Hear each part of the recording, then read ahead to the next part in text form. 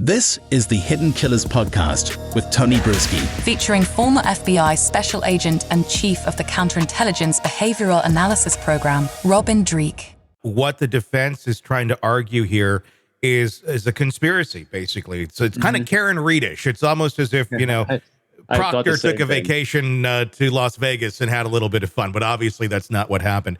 They're trying to argue that LV MPD, a detective who was the lead on the case, who had some bias against Tellis from his time in public office and manipulated the investigation. But here's the thing. On the video, we haven't talked about this. I don't have the video for us to look at.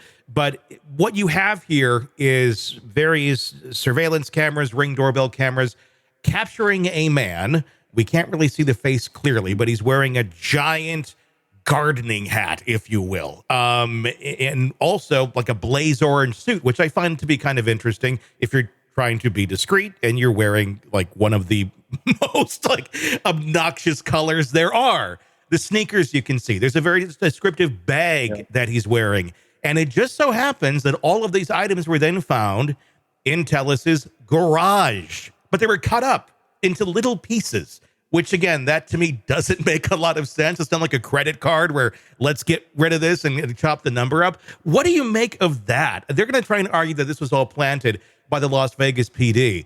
But, I mean, come on. There's a guy in the video like this. There's a specific gate to his walk. There's a lot of things they're going to look into.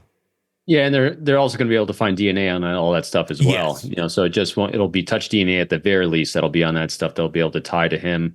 And again, when you go for profiling, it's all fitting a pattern. So even if their claims of bias against him, negative confirmation bias against him from the investigators, the data is still the data, and the arc of the profile here for someone from this is, and I know they're claiming that there's no motive for him to do this. Well, actually, there is a motive. Rage and retribution is actually a motive for murder. Mm-hmm. And so it actually there is a motive here. And the other thing, too, is first-time murderers generally are extremely sloppy because they don't know how to do it because they don't have a rep yet. Mm-hmm. And so all these things are, and we've seen it with the other case we've covered, too, Tony, where there's like, who knows? But I know when we go to trial on Koberger, we're seeing the same sorts of things. Someone who studied how to do it, but doesn't have any practical expertise at killing someone. We're seeing the same sorts of behavior here. This is not a seasoned serial killer who's got lots of reps. And boy, we're really making it very too objective, aren't we? Because it's horrendous what happened. But we're not seeing a murder scene or murder evidence with someone that is sophisticated in doing what they did. This is a very young, immature murderer from the sense of not a lot of expertise at what they're doing. It's kind of just shocking how poorly done this was if you're going to murder someone. If you're trying to think from that standpoint, again, the outfit, the blaze orange, just kind of strikes me as bizarre. The murder happened in the guy's side yard. It's picked up on camera from a camera across the street. I guess you got to start somewhere if you're going to be a murderer. This kind of seems like the behavior arc always kind of, it just kind of touched that line of like one more step up, we got a murderer. But until then, we have a really, horrible, obnoxious human being who likes to have retribution on people and will be a bully. At some point, if you're going to go there, you're going to go there. You don't always have to have been a murderer previously to suddenly start doing this at a certain age. So let's just, whether it's this individual or not that committed the murder, we're seeing all the data and all the evidence seems very sloppy. And here's why. First-time murderers, when you have the prefrontal cortex flooded with adrenaline, your fine motor skills go away, your thought process goes away. This is why, and we saw it in the Trump shooter case, you saw Secret Service that was surrounding President Trump immediately go into immediate action. You could tell they had a lot of reps at what they're doing. The local officers that went onto the roof and that went to the cars, get the guns, they actually had reps at what they were doing. There was no leadership above them because the leadership didn't have reps. They didn't have experience in handling this, but the granular level, they had the reps. When it came to the female Secret Service agent, as I had a friend of mine from Secret Service point this out, you saw her on the video have a hard time putting her gun back in the holster. That's because she had no reps of training that put gun back in holster after my prefrontal lobe's fully flooded because I just, threw my body through training on here. So in other words, training kicked in with covering President Trump.